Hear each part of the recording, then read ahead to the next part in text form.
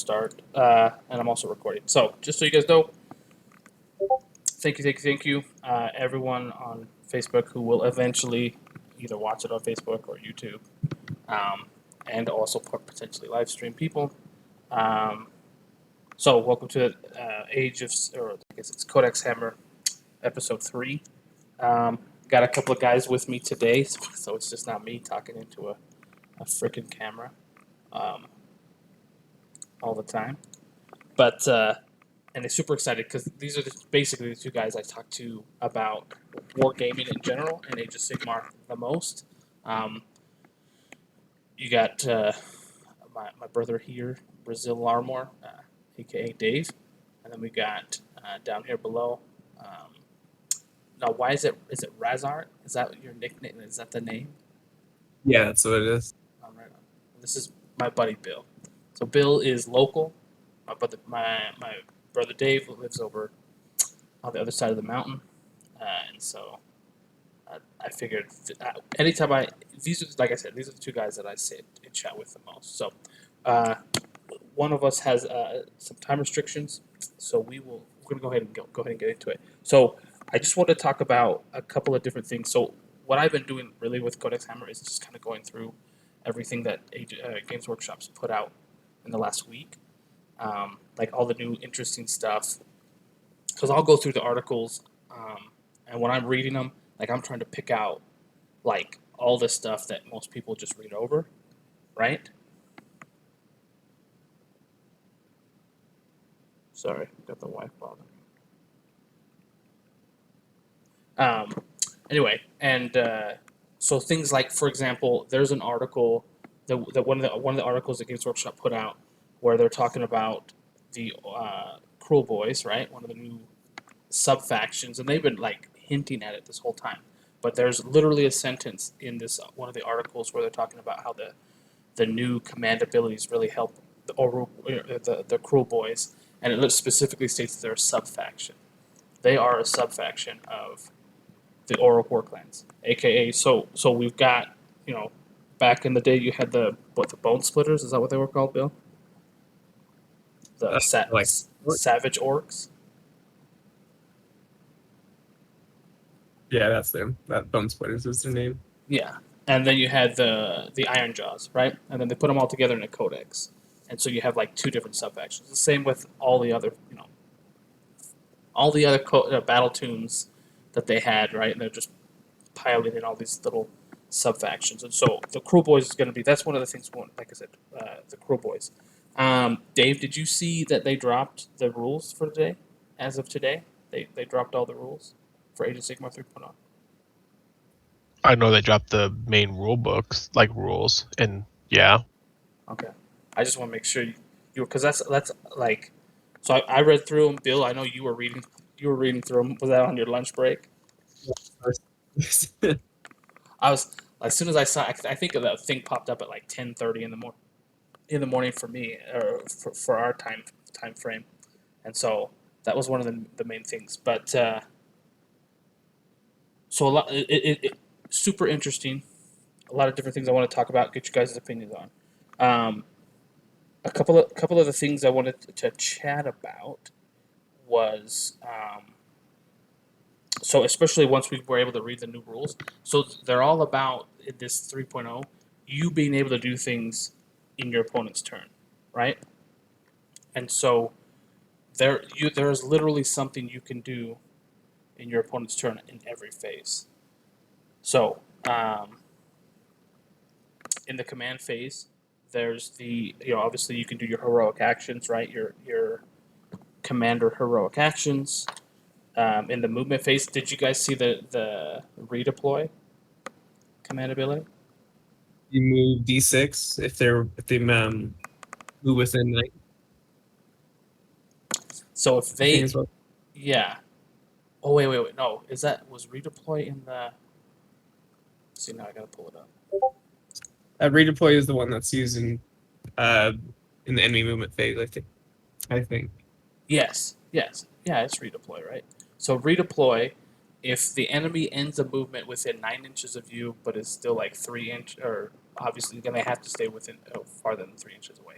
So if an enemy ends its movement within 3 inches of you, or 9 inches of you, and there are no enemy units within 3 inches of your unit, you can spend a command point to redeploy, and you roll d6, a d6, and you can move your unit in their movement phase. So that's the movement phase. You know what I'm saying? I get to act in your movement, in your phase, right? Mostly for like Yeah. ambush, right? So like if they ambush and fail a charge or something like that, right? Well, so I think but ambush you have to be like, so if you deep strike or you ambush, you have to be farther than 9 inches away, right?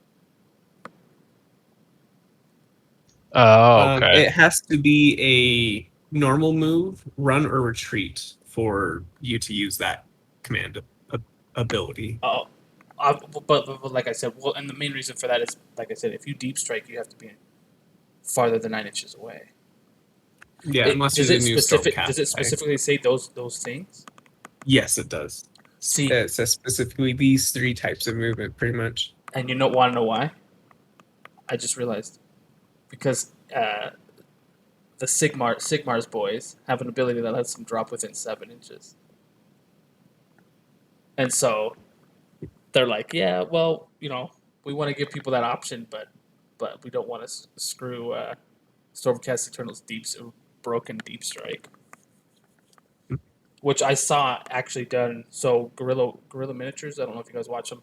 He did a battle report today. Put out a battle report today using 3rd edition or 3.0 rules, and did that. He dropped one of the big heavy two up armor guys. A unit of those guys within 7 inches, and they get to reroll. Yeah, and then he charged a big boat. Oh, so so you I watched saw it, yeah. He didn't do anything with it, but still, the fact that you can drop, you can drop within 7, or just outside of 7 inches, and then Stormcast Eternal have that ability that lets them reroll if they come in the same turn. If they are coming from deep strike, they can reroll charge rolls that same turn. Don't they need a special character, like one of the characters, to do that though?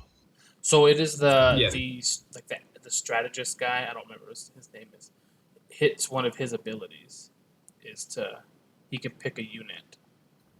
It's like a tax. Like if you're a deep strike tax, if you're gonna want to reroll the charge.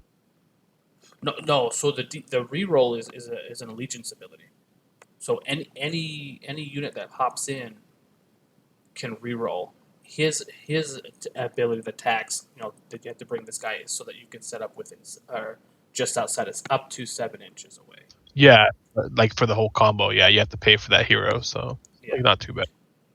Yeah, but a unit of 10, like I said, I'm gonna have 10 of those guys, and so it's like you bring in a unit of 10 within 7 inches, it's gonna be nasty.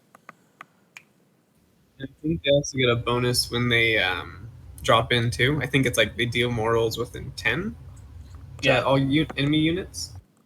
And Gorilla didn't do So you anything, can get an extra 2 inches on it with it, which is pretty cool. yeah. So you could drop any unit within 10 inches. Any unit within 10 inches, and it's on a 3-up, they take D3 mortal wounds, and it's every unit. It's not just one. But so which, like I said, that can be freaking potent. So, what was it? Yeah, it's almost like a comet. Say what? It's almost like a comet. Oh yeah, that's like a mini comet. So, I'm just letting you guys know. Arcane Dallin says, "Hey, what's up? I'm listening." So, what's up, Dallin? Glad you're here. You forgot about the command phase though, where now you both get a command point every turn instead of. So you get a command point as long as your hero.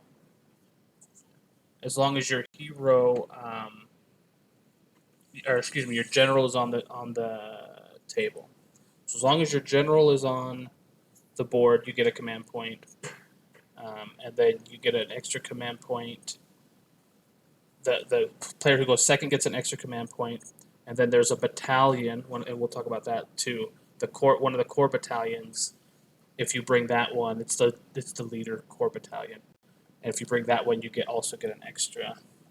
I think it's once a game. You get an extra command point, and then there's other things, other abilities and stuff that let you get additional command points, like you roll on a 4-up or whatever like that. So, but the ability in, like I said, I'm pulling up the rules right now because I saved them off. But and then the command phase, you could do rally, right, which is you can bring back models. You roll, and I think it's on a 6-up. 6. Yeah, it's not that great, but I mean, it could help if you have like a 40-man unit or 30-man unit and you're like down to 10. Yes, definitely. And then in the shooting phase, there's two different ones, right? There's the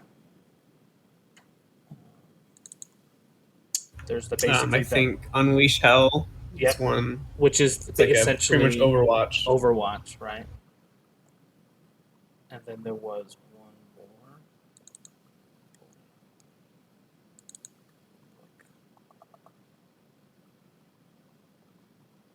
It was just interesting. And then you have +1 to hit, I guess, too. Oh, they put that in there as well. In the shooting. Yeah, but so the Unleash Yeah. Hell. So, and that doesn't, and everyone's agreeing, because it specifically states, so you don't have to be the target of the charge, which is interesting. You don't have to be the target of the charge to be able to perform that. You get to, so as long as you get a Tau Overwatch, pretty much. Yeah, as long as as long as they're within 9 inches, and they're charged 9 inches, within 9 inches of you, and what is it? I can't remember if there's no enemy units within 3 inches of you. I think is what it is. Yeah, you can't have any enemy units within 3 inches of, I believe, the models that are charging as well as you. So it's a little bit restrictive. So like if they just throw some chaff at you first, you'll have to clear that with it first. And you can't use them multiple times a phase. So you're limited on that too. Yeah. Well, because you could, yeah, exactly. So that's the one you can, like I said, you get to do that on their phase. The charge roll, or in the charge phase, it's really just the you can there's a command ability that just the command ability that lets you reroll charge. So there's forward to victory and unleash hell, because like I said, that also happens in the charge phase. And then obviously in the combat phase, there's a bunch of stuff, especially like for monsters. There's a bunch of different things. You can use all-out attack, all-out defense, and again, though, I'm saying it's just they're talking about all these different command abilities that you can use in these different phases. One of the things I did want to talk to you guys about, because I saw that with Guerrilla Miniatures Battle Report, is they're heavy on. It looks like this edition is going to be monster focused and minimum sized unit focused. Have you guys seen how you guys make armies now? With the yes. Okay, so with the core battalions and such. I haven't though. I've only seen in the whatever battle reports I've watched, they'll talk about it a little bit, but I haven't actually seen the rules for it. So now when you play a game, you have to pick. Basically, you pick. Obviously, you pick your size, and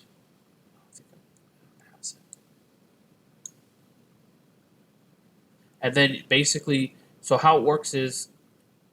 You know how back in the day when they used to require you to bring so many of different types of units, right? They're kind of going back that same way. This was like fantasy, back in fantasy time, times. But so one of the biggest things I want to chat about, because obviously you could build an army. You don't have to use battalions. You can put in whatever you want. But the biggest thing that they're making or restricting you is it's called reinforcements. And reinforcements isn't deep strike. Reinforcements is how many times you can increase the unit size of a unit. So, for example, and I think Dave, you mentioned when you were reading through your new Soulblight Gravelords Codex or Battle Tomb, right? So they changed the different sizes of units, right? Yeah, they put everything at 30 instead of what was 40 for everything Except before. the zombies. So I Oh, looked. even the zombies are 30. Are you sure? I mean, Zombies are I looked a 40, week ago. I believe. They're what? I think I remember the zombies were 10 more than the Yeah, because skeletons were I for looked max at it. size. I just looked at it yesterday, and maybe I went crazy, but they. I don't think I have it on my bookshelf. I left it downstairs. If I remember correctly, because they dropped the skeleton warriors down from you can do 10, 20, or 30, and they bumped up the wolves up to 10, 20, or 30, and the zombies start at 20 models a unit, and they go 20, 30, 40. And again, so how it works is in a 2,000 point army, you can reinforce 4 units, right? Or you can reinforce 4 times essentially, right? So, and battle line units can be reinforced twice. All other units can only be reinforced once. So if they're not battle line, you can't reinforce. You can only reinforce once. So for example, like I said, so we use the example of Graveguard. So you're only ever going to be able to bring a unit of 20 Graveguard because they come in a unit of 10. So you can only ever reinforce them once, which means you will only ever be able to bring a unit of 20 Graveguard. Your So if my Bulgors, for example, if I don't bring a Doom Bull to lead them and they don't become battle line, I can only bring max units of 6. Is that 6 what you're saying? exactly, and if you do bring it, then you can bring units of 9. If the Doom Bull is the general and they become battle line, that's it. And so like we're gonna like that's one of the biggest things that I'm interested to see how it's gonna play out because like I mean obviously Bill, you're Lumineth and you're Night. I mean well even Night Haunt, right? Because you're and here's the biggest thing we still don't know. So we have to wait until the General's Handbook comes out to see because they're gonna change everyone else's. So we already know like Soulblight Gravelords Codex. You know, a lot of people are like, oh, you know, a lot of people kept saying, you know, it was written for 3rd edition, and it really was because we can even see, like I said, their essentially pitched battle, you know, unit size and all of that stuff and point wise is actually how everyone else's is. I think is gonna be. So we still got to wait till General's Handbook comes out to see how our pitched battle unit sizes and everything plays out. But as it stands, like right now, Bill, right, like your Blade Revenants come in units. Is it units of 10 or 5? MSU is 5. Yeah. You want to usually run them in 10s, 10. so that way they can benefit from buffs a little better. So you can do that, but that takes up reinforcement, which you'd rather put elsewhere, though. Exactly. Because getting 5 more bodies isn't really worth much. So like, there's a lot of units that come. You know, they start off at units of 5. So for example, Hearthguard Berserkers, right? They come in units of 5. So as it is right now, until we have to see what they do with those kinds of things, like you'd only ever you would only ever be able to bring units of 10 of Hearthguard Berserkers unless again they become battle So line, 3 battle line. which you'd only even then you'd only bring 15 per block. You no more of the 20-man Hearthguard Berserkers. So it's like I said, it's kind of it'll be interesting to see. There's good. I mean, I just picture my ogres. That's my biggest thing. Like I'm always picturing how the ogres are gonna play, just because it's like what I'm saying. I usually only ever took units of 9. I never took units of 12 for the gluttons, but those bigger units like you were talking about, Dave, Bulgors, ogres, Troggoths, those types of things. You know what I'm saying? You're really like my Iron Guts. I'll only ever bring I can bring a unit of 8, but that's typically what people bring as units of 8. So I think those probably won't be as effective as affected as others. I'm curious to see things like the night goblins. People bring what 2 or 3 blocks of 60. So you're not going to be seeing that stuff anymore. Yeah, or Skaven Oh my gosh. plague bunks and clan rats and Yeah. such too. You're the Like, will they That's let almost a you? shame, though. I agree. It's kind of a shame on that. I wonder if they'll let you go 60 up to man like block, 60s, or if they'll cap Well- it somewhere else. well, for, like, it- clan rats, for But example. even like the clan rats, if they do like with zombies, right, where it's 20, 30, 40, you could still see units of 40. You won't be seeing those units of 60, those big, ridiculous units of 60. And again, we don't even know.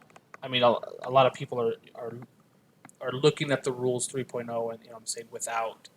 I think like I said the without the general's handbook, I think like I said a lot of questions are still kind of up in the air as to list building. But A big thing too is I think the unit coherency rules changed. You know what I mean? So the bigger the blobs, the more unwieldy a lot of your units are.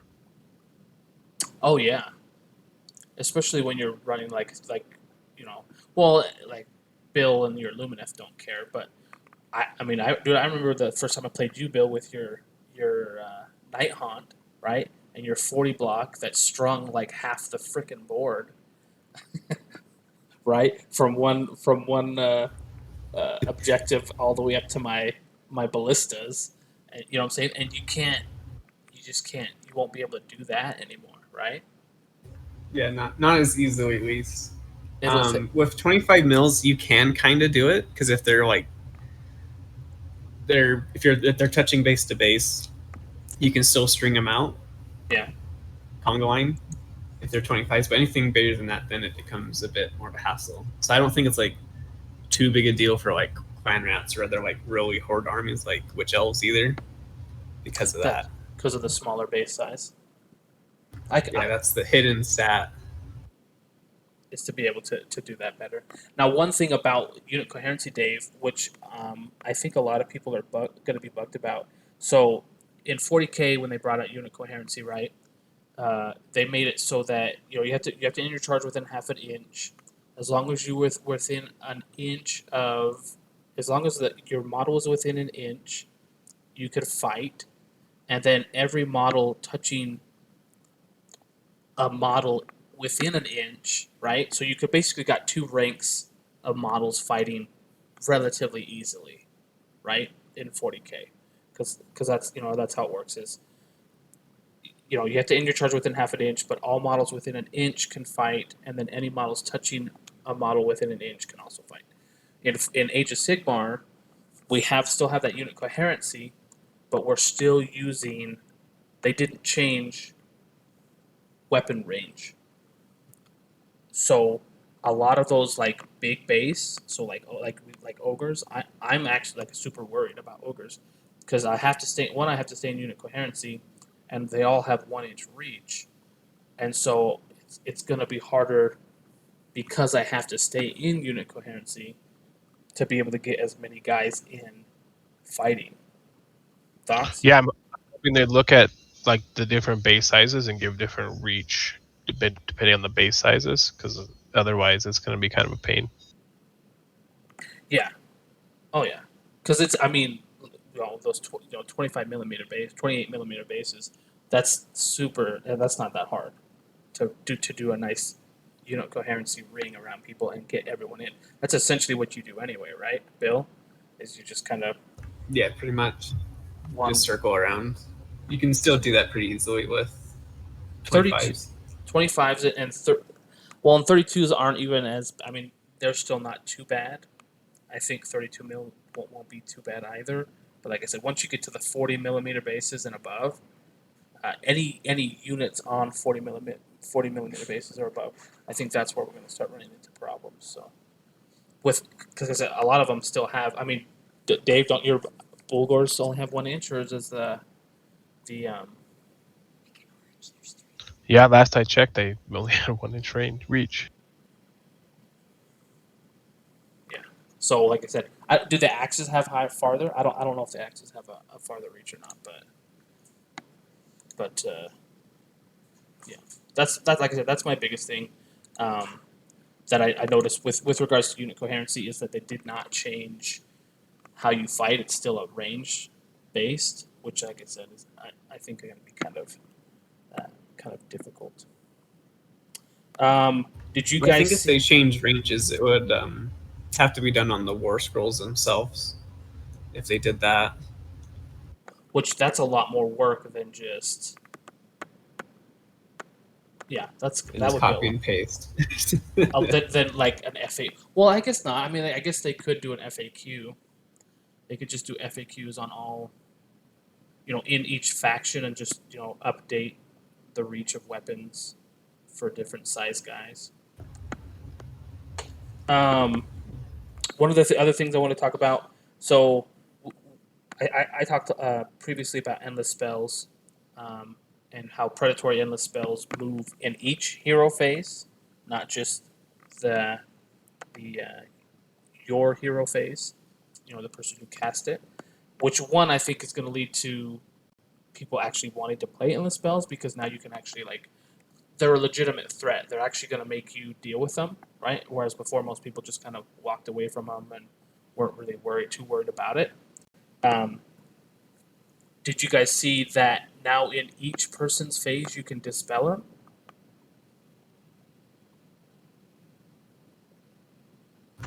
I didn't see that. So Is it so like in both turns you can attempt to dispel an endless spell? Yes. So it's in. I thought it was one of like one of the actions your hero or your general could do. So before, in 2.0, you on your turn you could use a spell, basically an opportunity to cast a spell, and instead of casting a spell, you could dispel a spell or an endless spell, right? And I actually messed that up when I played David Cox with his salamanders. But it does say, so it says at the start of at the start of the hero phase, each player can attempt to dispel one endless spell with each friendly wizard and friendly priest. The player whose turn is taking place makes all of their dispelling attempts first. If a wizard attempts to dispel an endless spell, they can attempt to cast or unbind one fewer spells in that hero phase.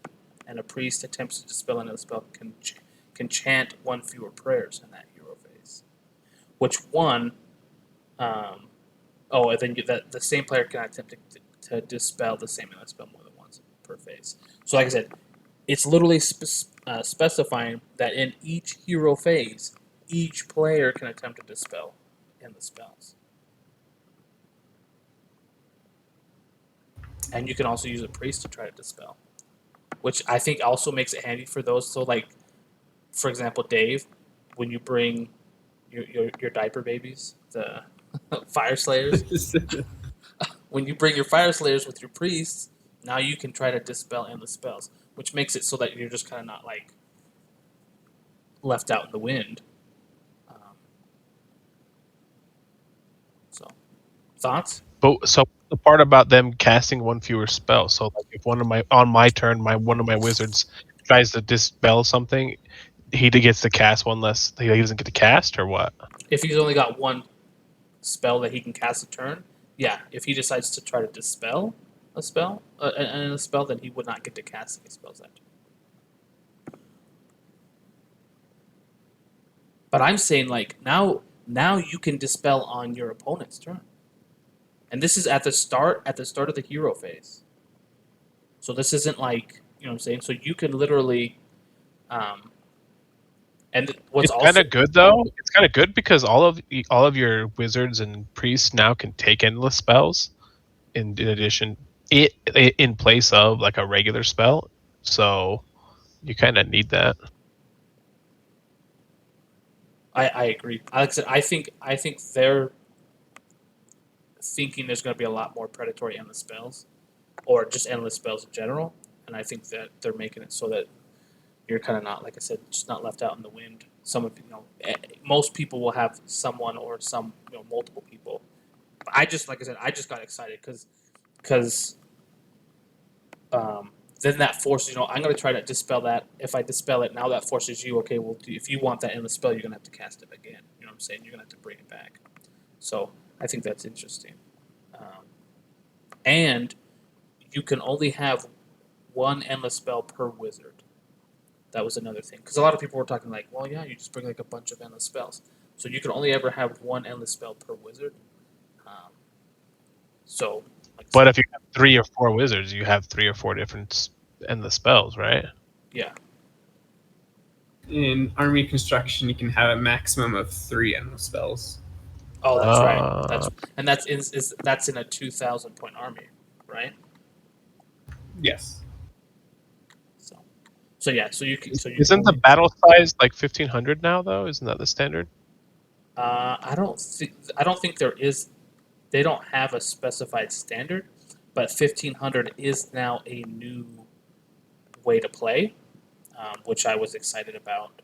Because before, like I like 1,500 points. I think it's a good size, but it was always kind of weird. You know what I'm saying when you were doing it because it wasn't very specified in. Do you think 2,000 points is going to be too big for the table size now? I think so. I think personally, I think 2,000 points. Well, because isn't the width like 4 inches shorter, like thinner, and then it's a foot less? It's the same as 40K, which means I get to cut up all my mats. I'm not looking back. They were never the right size to begin with, so it didn't matter. That won't matter. What weren't the right? Oh, I know. They're never. They never were always exactly. like an inch too short on one side, and they never were exactly 6x4. But the fact that they changed them, yeah. I don't know. Like I said, Bill, what do you think? Do you think 1,500 points will probably be the new sweet point, the sweet spot with the smaller table? I think it'll still be at 2K. They're just like with 40K, they increased a lot of the points for pretty much everything across the board, and that's probably the same thing that's going to happen. We won't know until we get the GHB because that's where they publish the points.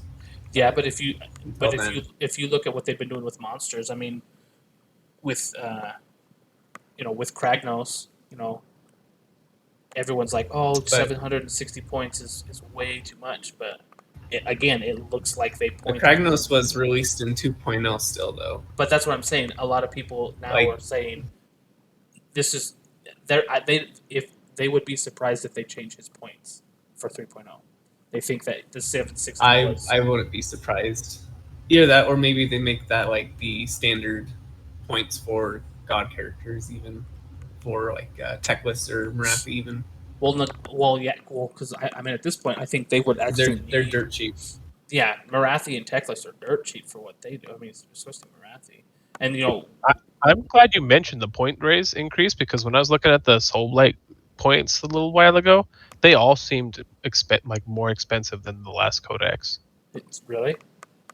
Yeah, like across the board, everything seemed more expensive. And we know Nagash went up 90 points. He's like 1,000 something points, I think. Last I can probably. I thought he went up from like 880 to like. Oh, he's like 990.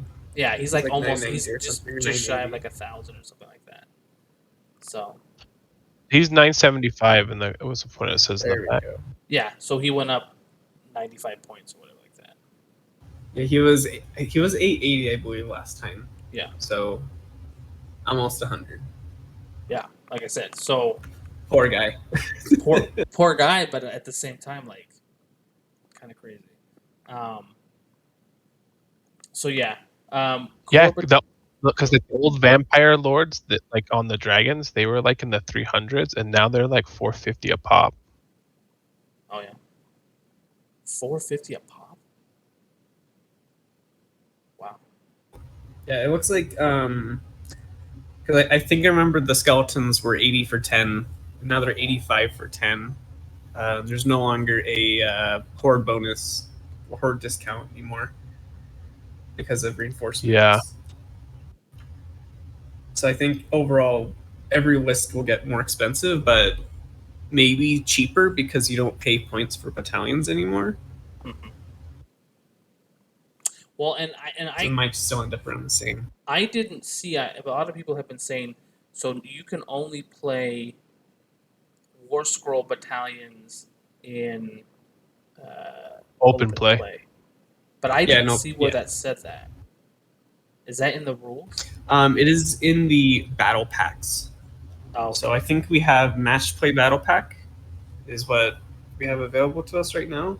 I haven't seen it, but that's what I've heard. That's where that rule is at. oh, okay.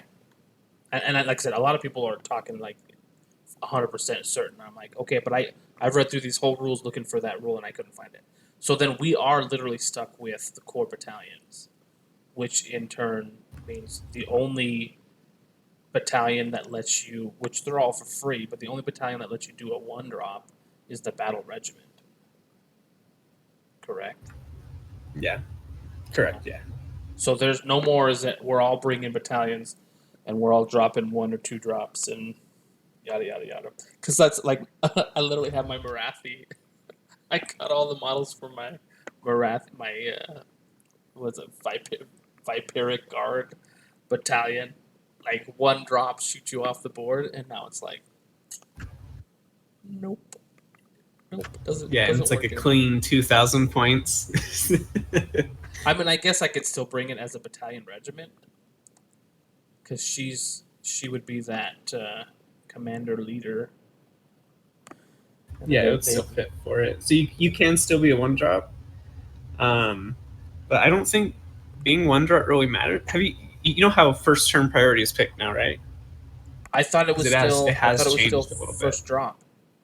Whoever finishes deployment It is a roll off, and then if it's a tie on the roll, then it's dependent on who dropped first. See, that's what when I read it, that's how I understood it. But then when I watched Guerrilla Miniatures, he was saying it's still the same. Whoever finishes deploying first gets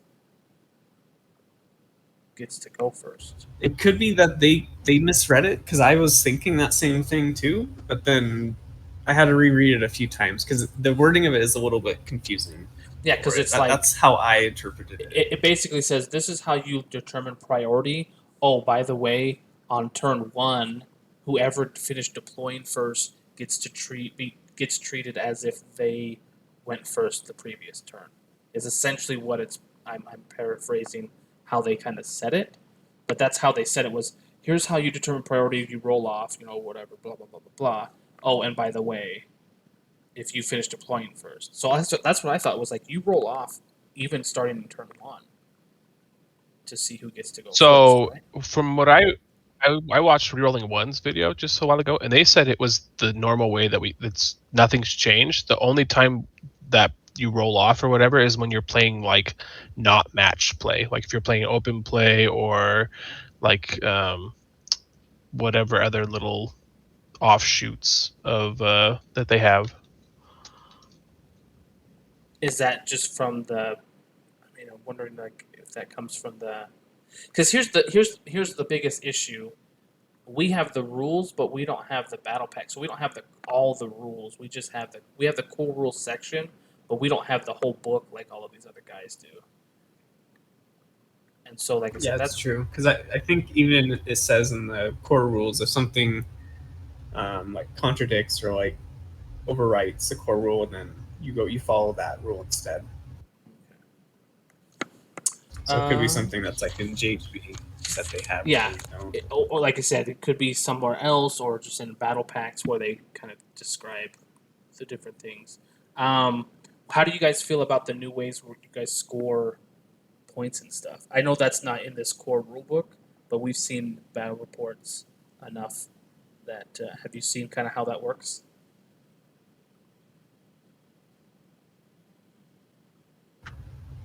How you I score like some of it. Primaries and score your secondaries, but they're not. Yeah, hold not 1, really hold 2, or hold more.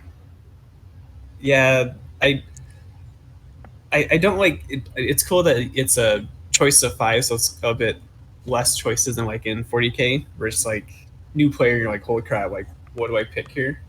Yeah, with the what? It's like 3 per category, and there's 6 or 7 categories. So you have like 18 to 21 secondary objectives you can choose from. Yeah. I guess one thing that's kind of cool about it is that you know what they picked prior, if they could score it or not, so you can maybe stop them from trying to score other ones. Whether it be like, I think one is like be in the center of the board. Yeah. You can try and zone them out. Do you choose? Do you choose at the beginning of the battle round, or is it at the beginning of each player's turn? I believe it's at the beginning of each player's turn when you pick from that list of 5 or 6. So Dave, just in case I'm not sure if you've seen exactly how it works. So basically, they have the battle plan, and then you score kind of just like in 40K, where you have, and this might be changed depending on the battle plan, but essentially, you have if you have control one objective, you get 1 point. 2 objectives, you get 2 points. 3 objectives, or more objectives, you get 3 points. And that's from your primaries. And then you, like Bill was saying, you choose basically a secondary objective from 5 different options. And if you So it's not fixed like in the ITC where you just choose a secondary one. No, you choose a new one every turn from 5 different options. And then if you get that one, cards. I hope they have cards or something like that. Otherwise, I'm gonna forget every turn to even choose one. well, those are like worth 3 points, aren't they, Bill? I think it's like 3 points if you get your secondary. I think it's 2. Oh, is it 2? There's one that's worth 3. That one is like there is one that you choose at the beginning, like in army construction. Yes, and that's your grand. And that one is like grand strategy grand or plan whatever. Grand strategy. That's something maybe weird. We don't have all the rules for that one. Yeah. So we only saw the one preview for that, if I'm not mistaken. But I mean, for me personally, I like it. I think because you and I were talking a lot about doing tournaments, and I think that will help in tournament play. You know, scoring wise, making it more diverse scoring wise for tournaments. Just because I actually I guess it wasn't too bad with the what were they called in 2.0? They're not secondary objectives. But anyway, because we were talking about tournaments and how you choose 3 basically secondary objectives, and then you got 5 points for each one of those. So it'll definitely be interesting to see how the match play rules and battle plans and all that stuff works, especially with regards to tournaments. One cool thing about command points, did you guys see that command points, you lose all your command points at the end of each turn? What? Yes, no more stacking. No more stacking command points. So you accumulate at the beginning of each battle round, I think. Because that's when you dish them out, right? You go first, I go second, I get an extra one because I go second. So you accumulate them at the beginning of the battle round, and then at the end of the battle round, after each player has had a turn, any leftover command points are gone. And then you redo it the next battle round. So either use them and lose them now, which is so at most you'll have 2. Well, not most, but like you'll have 2 guaranteed, and then whatever else you like can generate during his turn and your turn. At the minimum, you'll have 1, unless you go second, and then you'll have 2, because you'll always get 1. Well, you get 1 on his turn, and you get 1 on your turn too.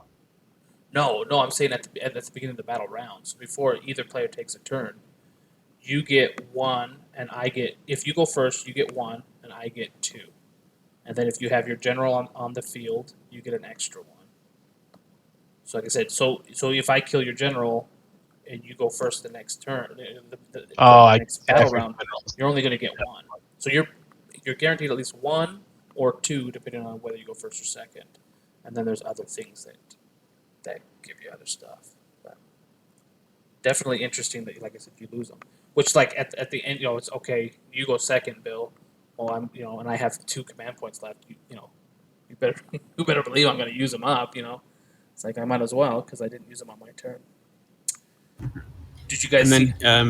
units can only be affected by one command ability at a time as well. So you can't That's right. give a unit Stack. +1 to hit as well as +1 save in the same phase. You have to choose one or the other. Is it? They can't be affected by a command ability.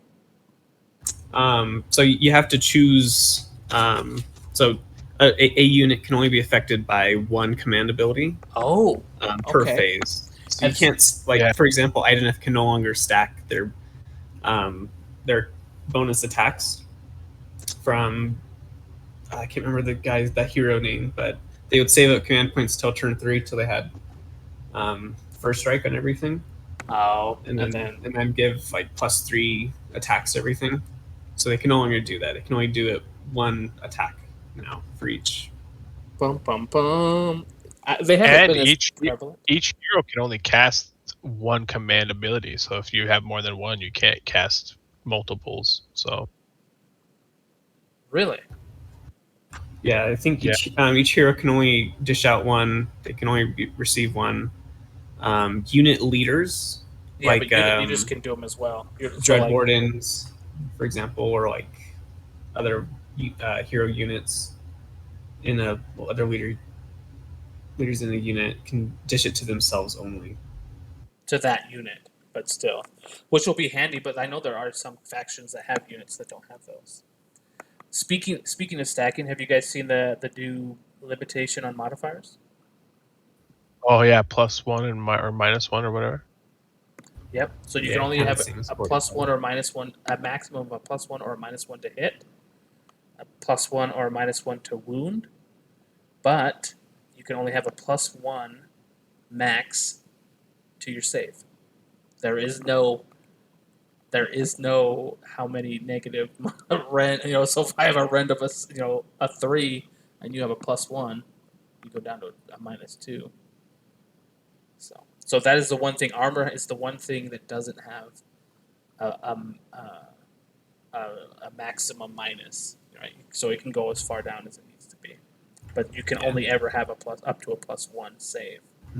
So You can still stack the saves. So, like, for example, if you hit someone with like a -3 and you have +4 save, then you have +1 save at the end of it because of modifiers are at the end of it yes, can't be more than +1 or -1.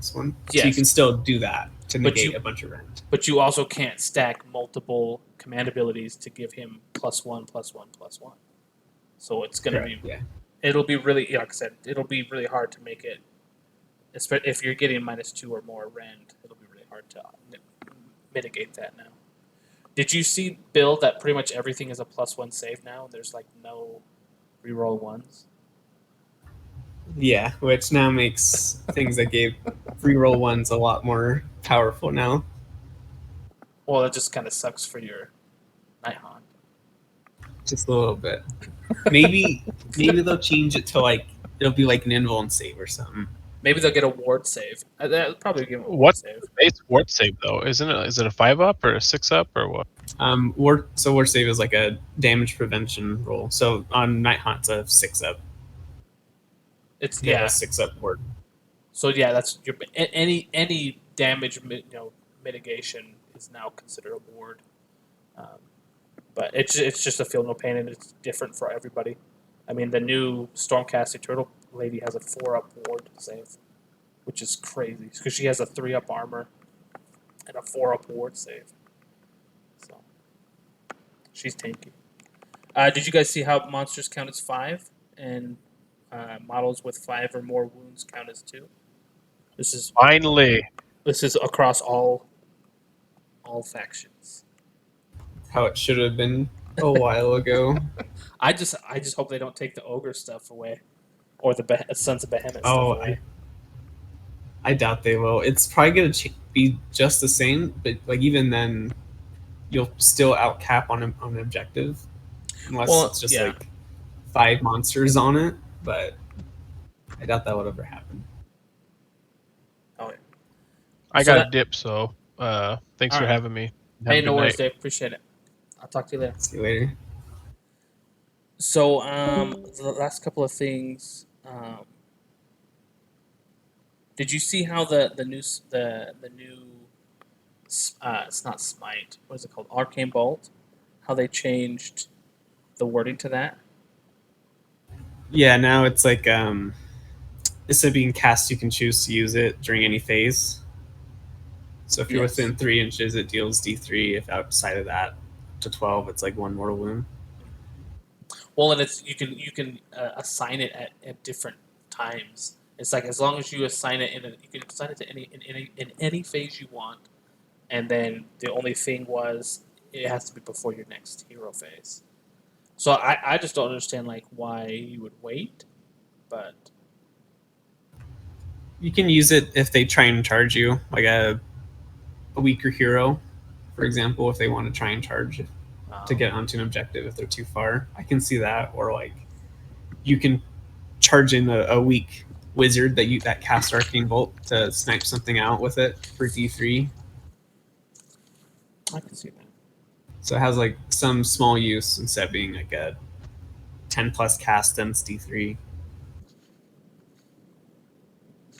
So like you can still use it as the same as it was prior, pretty much. Yeah, it was just I think in one of the articles they were talking about Nagash casting eight eight arcane bolts and then just like holding on to Yeah, then charge something for 8 D3 mortal wounds. Mm-hmm.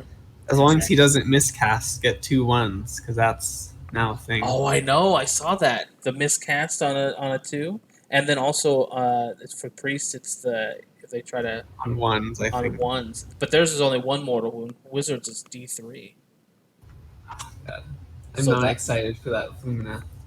That is gonna. I'm interested to see. It's like, oh crap, there's the 2. All right, here's your especially because that'll affect your units as well, right? Oh, huge! Yeah, it affects the whole unit pretty much. And the other thing also with miscast is that, like, if Nagash gets double 1s on his first cast, he can't cast anymore for that turn. It limits what you can do later. Really? Well, yeah. Oh, that's crazy. So like, and he doesn't have any way to re-roll. So re-rolls on any type of a cast is going to be really important. Well, you've got that freaking shrine, so it's like you care. Yeah, they have the shrine on heroes. They can take if it's your general, they can take a command trait to re-roll one of their castings as well. It's a generic one. It's in the core book now. Oh yes, I saw that with the new enhancements, the core. What do they call them? Like universal enhancements. Yeah, I think a really good one is the 5+ ward artifacts. Yes. Put that on a frost ward on Stonehorn. Oh my gosh! It's like, all right, the last thing they want is an even tankier frost lord. Yeah, that counts as 10 on a point. That can kill whatever it touches. Stomps. Yeah. I'm definitely gonna have to start fleshing out because I have a good amount of the foot guys, but fleshing out the snow boys, as I call them, what do they call them? Beast Claw Raiders. I have to start fleshing out the Beast Claw Raider side because just with all the monsters and the buffs, I mean, it'll definitely be interesting. One of the cool things that I saw was. Go ahead. Yeah, and then you can give +1 to hit and +1 to wound if you use Finest Hour on the Frost Lords too. So you just and then do a literally kill anything. Oh yeah, you just like pick up whatever I touched, you just pick up, and then if you do have something left over to hit back, I do think, like I said, I think these Marathi, Kragnos. I'm really worried about like Archeon. I think these guys are gonna be. It's gonna be scary, because I know they want this whole thing to be a monster, powerful monster edition, but with what you can do with these guys nowadays, it's gonna be. I think it just means you chaff up more though. Like you're forced to take more MSU, which that's kind of what they don't want to fight. So if you can just just keep feeding them. Every turn, every combat, just shove another unit of 10 towards it, or keep them 5 where they're if at you're lucky a to little have bit. something cheap for 5. Yeah, something dirt cheap like dire wolves or something that's just like 20 wounds for 100 something, 130 points, which is like dirt cheap. And if they can't even get through it, it's like, okay, well, now you're stuck for another turn. Mm-hmm. One of the cool things about army building that I saw was so conditional roles. So if so, for example, we talked about things not being battle line, that if you take a certain general, they become battle line, and they actually lose all other roles. Does that make sense? So, for example, and this is the first thing that came to my mind when I was reading this rule was my my Sons of Behemoth, my Man Crusher Gargants are behemoths, but they become battle line, and according to, like I said, according to this, the rule, they, let me see if I can find it. They lose all others, so they no longer count as a behemoth against my building of my. Here it is, conditional battlefield roles. Sometimes a note column on the pitch battle profile will tell you to change the battlefield role of units of that type if certain conditions are met. For example, choosing a certain model to be your general can mean the battlefield role of certain units change to battle line. Where this is the case, unless noted otherwise, the unit loses all of the battlefield roles in the battlefield role column of its pitch battle profile and just has the battlefield roles specified in the notes column instead. So, like I said, so my Sons of Behemoth. That's how it was prior. Still, was that how it was prior? Yeah. Otherwise, you'd end up if you wanted to run 3 megas and then 3 minimum battle line of man crushers, because you'd never be able to bring more monsters. That's true. So why? I guess it just rolled over. I guess I never actually looked for the rule that specified that. You just always assumed it, I guess. Yeah, I mean, maybe they actually wrote it out, because before I remember in list building it would just not show up as a behemoth when you chose it.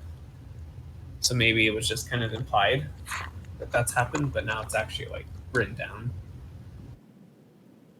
So the last thing I wanted to talk about is they did an article for Path to Glory. Did you read that one? I have not. Because you and I talked. Too long, didn't read. Oh, it was a long read, trust me. But you and I had talked a lot about Path to Glory, and I was super concerned when they were talking about it being like Crusade. Obviously, we'll still have to wait and see what it looks like in the rules. It doesn't look as bad as I was terrified of. There's still going to be a lot more bookkeeping. It's going to be somewhat similar to Crusade in the fact that you keep track of a lot of stuff. But there's some interesting things in it. You'll have to read it. I don't think we have time to go in depth on it, but like I said, so some of the biggest things that I saw that was kind of cool was you when you start, you select a type of territory, and basically it's not just your army, but also uh, um, it's kind of like your stronghold of where you're building your warband. Does that make sense? And you can upgrade things in your territory so to make you stronger. So you can add things so basically let's say you choose a keep. One of the things is a ruined keep, and that gives you 1 extra command point or something like that. And then you can add things like barracks and other things to your territory to make your army grow and have more abilities and options and stuff like that. So it seems like it's a much more involved method. Definitely not a simple, easy go-to path to glory like they have been before, which is kind of one of the things that drew me the most to it originally was like, oh, this would be super easy, right? You just pick a hero, roll some dice, grab some models, play, roll more dice. It's all random. You know what I'm saying? Watch your army grow and just play and have fun. This is sounds like it's going to be definitely a lot more involved. But yeah, like I said, you'll have to give it a look, and I'll definitely chat you up about it later. But so anyway, thank you for being on. Do you have anything else that you thought was interesting that you wanted to bring up before we call it quits? So you can run as many of the core battalions that you can fit. So I want to run 6 Vanguard Oh my! to let me reroll 6 charges in one turn. What I'm goes pretty in sure there? it'll let me do that, as I'm reading it so far. I got to see the Vanguard. What's the Vanguard? That one lets you What page is the is that reroll on? charge. Let me look for it real quick.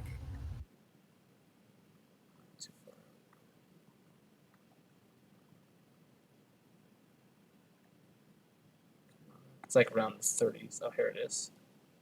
Vanguards. Oh, so it's a sub commander and at least 1 troop, and you can have up to 3. Yeah. Oh my gosh!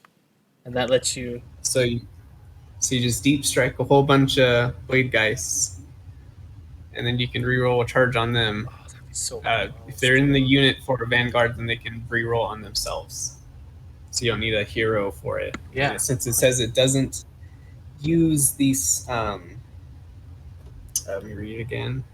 Once your battle range from battalion can receive the at the double or forward to victory without the command being issued and without a command point being spent. So I'm pretty So sure they get you a can free one. stack it that way. Yeah, so they get a free one. It's once per battle for each one. Oh my But I'm pretty sure you can then do multiple since it doesn't use it for that. So you would just bring. Yeah, but 6 heroes and like a bunch of small dudes. and it would literally just be six different. You'd bring like 2 of your blade geists and your what is it? Not the Harridans. The Probably Reapers would be another good one. Reapers. Just have them all Yeah, popping like a 30-man in Reaper or with something. your super cheap heroes. Yeah, like 4 Dreadblade Heroes to just teleport everywhere. Sounds like fun. And they just get they get a free reroll, and then after that, you can always just spend command points. Yeah, it'll definitely be interesting to see how people play with these different core battalions. Yeah. Anything Or else? you can get up to 2 extra like artifacts as well using certain different ones. But that's kind of about it. Just you can do some janky stuff with the core battalions. And don't you get an extra artifact for every battalion you bring? Only if it's listed for a if they have the magnificent ability with it. It's So the just time the you get an Warlord extra artifact or the or extra spell on all your wizards or an extra prayer. You can choose from a whole list of stuff. Because that enhancement can be from your battle tomb or the universal. I think it can be from both, whichever you want to choose. Because it'd be just like taking like a realm artifact, like an extra one, for example. Yeah. Or you can take it from your battle tome.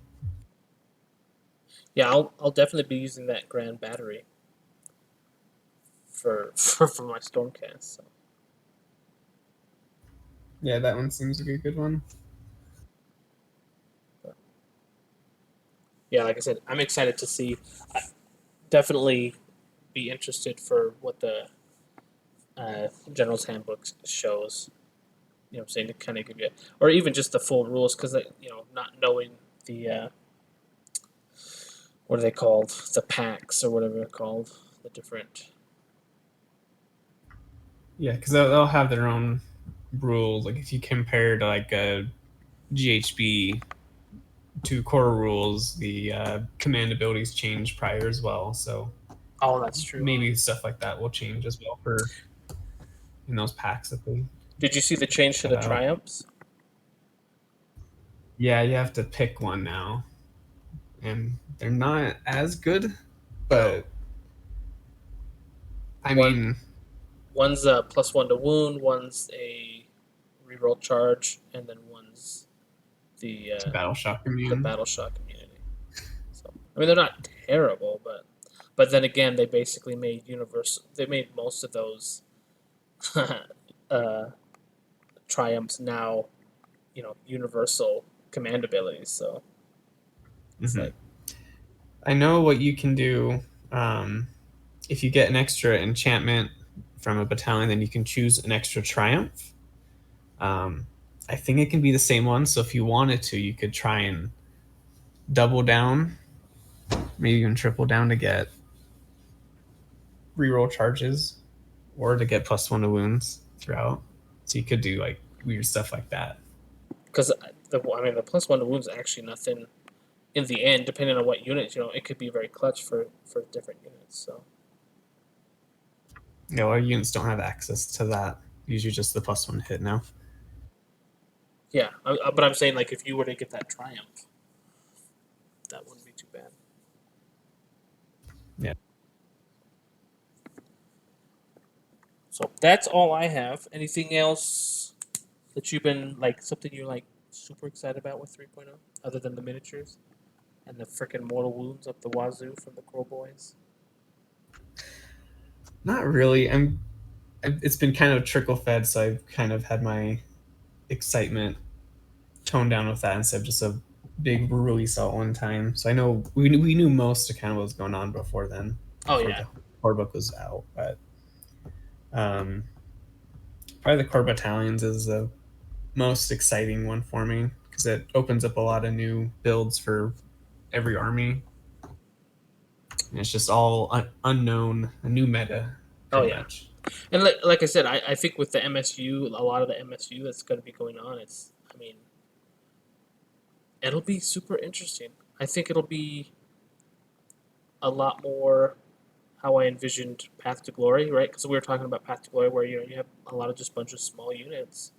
This is going to be a lot of the same. I am afraid, like, watching the Caradron Overlord, KO, with Guerrilla Miniatures. I'm just like, gosh, like, now they don't even have to, like, destroy big blocks. They're just killing, like,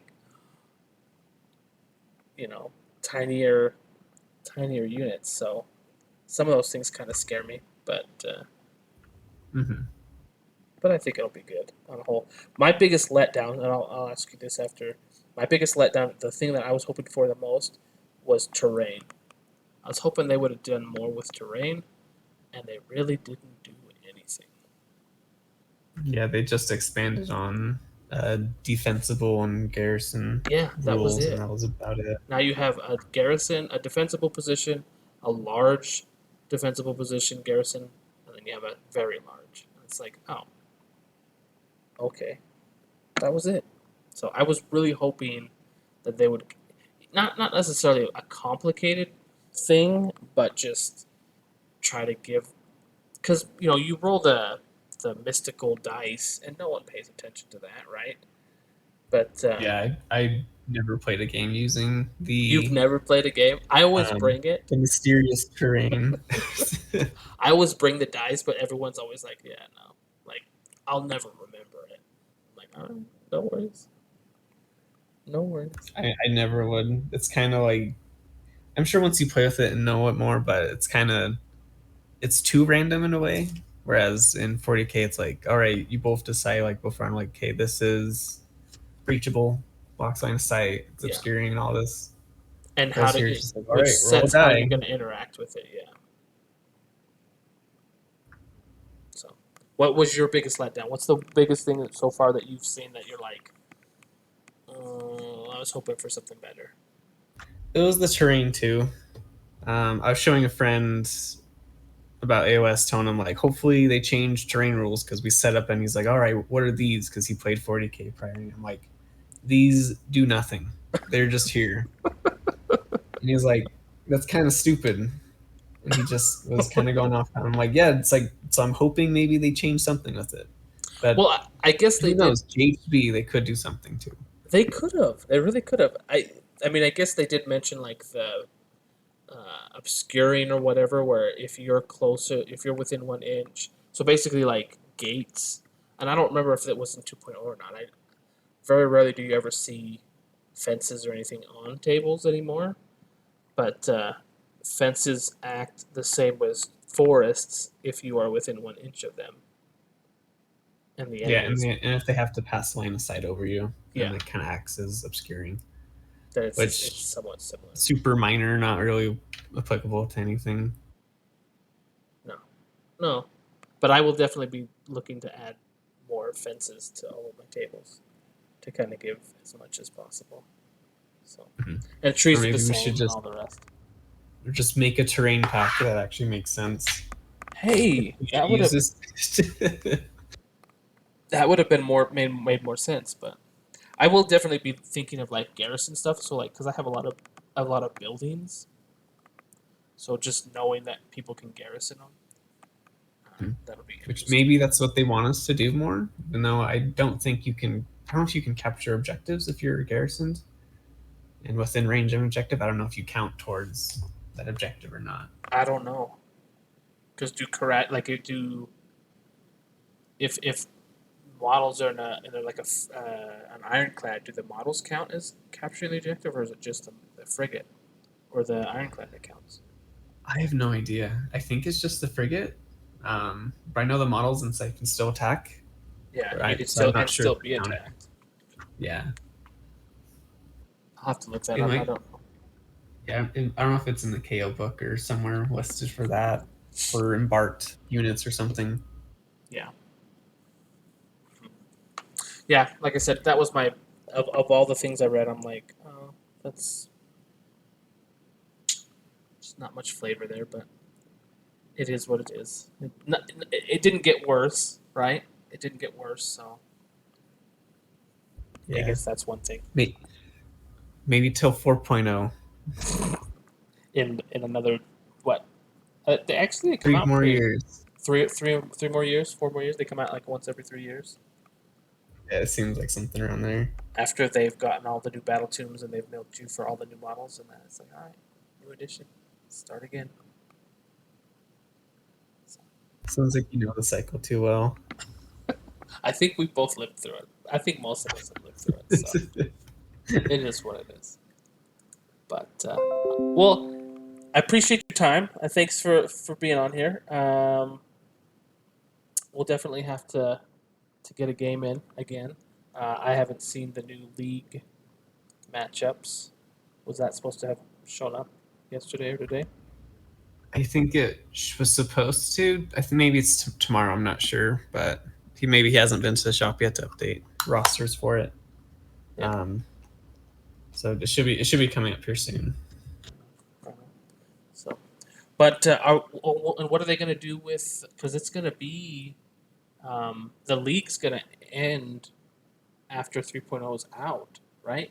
Because we have the next 2 weeks, which would put us to like the 28th, roughly, or the 27th, and then 3.0 comes out on the 3rd. How does that going to work? We're going to play 2.0? I think we'll probably still be on 2.0 because I don't. I mean, when is the release again? It's July probably coming out 3rd. like close to the same. July 3rd the is when same day. is when you actually get it out, when it actually comes out. Yeah, it's probably still going to be because it's almost too early. Like even if tournaments are still going on, I'm sure most of them are even using 2.0 still. So they'll be like, no, They're we'll scheduled just for it. play your last game of 2.0, get the league done, and go from there. Yeah, I mean you could if you wanted to. If your opponent just do like, hey, let's play third. Let's play 3.0. I'm sure someone would be fine with it. I'd be interested for that last game. If I'm playing you, we'll play 3.0. Sound good? All right, sounds like a deal. All right, man. I appreciate your time. It's 10:30, way past what we were expecting, but I appreciate you. Like I said, yeah, I'll definitely have to have you back on at some point. Yeah, it's usually fun talking about AOS. So Dude, I love talking about iOS. I could do it like all the time. I do it all the time. I just don't get. I don't usually have other people to talk to when I'm doing it. I'm usually just doing it to a canvas. So. Same. All right. Well, I'm gonna let you go. All right, man. Talk to you later. See you later. Bye. All right, guys. Well, let me pull that up real quick. Let's see. All right. So, thanks for watching. Again, Tabletop Red Miniatures. We're all about wargaming, helping you get your armies tabletop ready. We do take commissions. We are currently booked out till pretty much the end of July. So if you guys are interested in getting a commission with us, don't hesitate to talk to us. You can contact us at tabletopradventures@gmail.com and also visit our website. Also, another quick shout out: we hit 200 subscribers. I'll be making a video tomorrow about that and letting you guys know the basically the giveaway that we'll be doing. So thank you for everyone on YouTube, all you guys YouTube guys that are watching. Please don't forget to like and subscribe. Let your friends know. We're trying to grow our YouTube channel. If you guys enjoy the content that we provide, you can always help us out on Patreon. That's where I'm saying that allows us to do more video content and other things that we have planned. I do have a couple of things that I want to start doing. We'll have videos on that as well. So again, thanks for watching. Appreciate you, and we'll check you next time.